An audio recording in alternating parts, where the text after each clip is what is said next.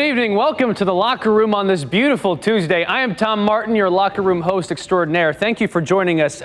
Huge news tonight. Before we tell you what's coming up in the show, breaking Royals news. The Athletic is reporting that Royals owner David Glass is in discussions to sell the team to a group headed by KC native and vice chairman of the Indians, John Sherman. ESPN reports the deal would be for more than $1 billion, and that Sherman would divest himself from the Indians if this deal goes through. And the ESPN tweet said, as expected.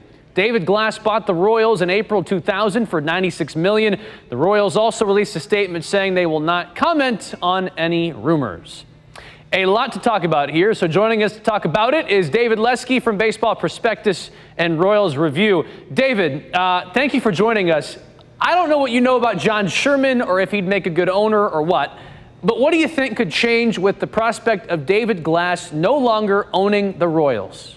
It could be a lot of things because we don't know about him as an owner. We know that he works with the Indians and he's been kind of their money man in some ways from what it seems like. But, a lot of owners come in and they want to bring in their own people.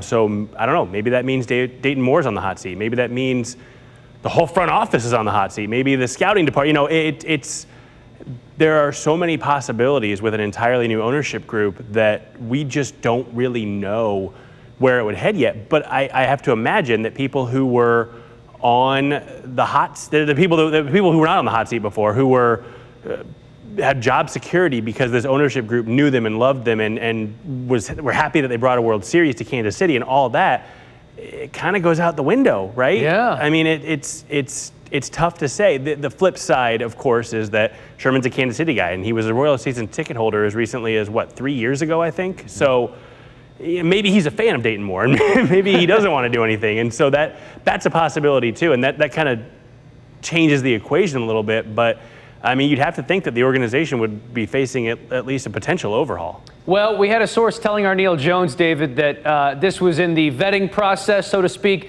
But then again, Sherman was vetted, I'm sure, by MLB when he became a part owner of the Indians when he did back in 2016. So that question might be answered. I'm sure there's other questions about will he be just the head of this? How many people will also join him as minority owners? But David, since you have such an insight to the Royals, I mean, what other questions would you have as a Royals fan, as a Royals writer, about the possible ramifications of a sale? Well, I mean, there's the obvious questions, and we just talked about Dayton Moore in the front office and everybody. Are they safe? Are they in trouble? What's going to happen there? But then there's, from my perspective, how does he feel about advanced analytics, advanced statistics, and all that? And you wonder, is this an overhaul that could happen? Because the Royals, while they do have a pretty more advanced organization than most people believe. Well, do they need to be modernized is what you're saying? Right, exactly. That's what I'm saying. And it could very well be that he comes in and says, look, the Indians are a very modern organization. They're on the forefront of a lot of things. They're not quite as advanced as some of the other organizations, but maybe that's the direction he wants to go. And then, of course, there's the question everybody has and the comment everybody has immediately, do they move downtown? Yeah. And you'd have to think that a new ownership group would want to look at that because that's probably a more profitable location for them. So a lot of things can be changing with the Royals over the next half decade, and it could look very different in 2024 than it does today. Last question, David. Got a bit of time here, but does it matter that Sherman had those Royals season tickets as recently as 2015 and appears to have emotional ties to this franchise? Does that matter? Yeah, probably. I mean, I think that it could be good and bad, I guess. Okay. For a guy who's a fan of the team, you would think, okay, if the Royals if you look at the roster and you say that's an 87-win team, and whatever slugger's out there, you use the Indians, Edwin Encarnacion a few years ago, he'd probably be more likely to open up the wallet for that guy because he wants his favorite team to win.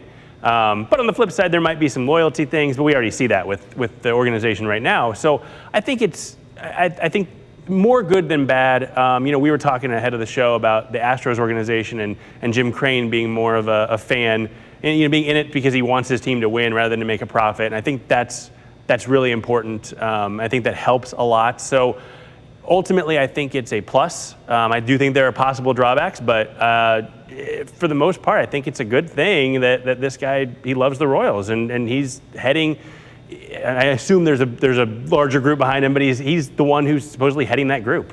Well, David Lesky, thanks for your time. Certainly a big story to watch, the biggest story to watch, maybe outside Patrick Mahomes and whatever things he's doing. On a Tuesday, it's bigger than Mahomes.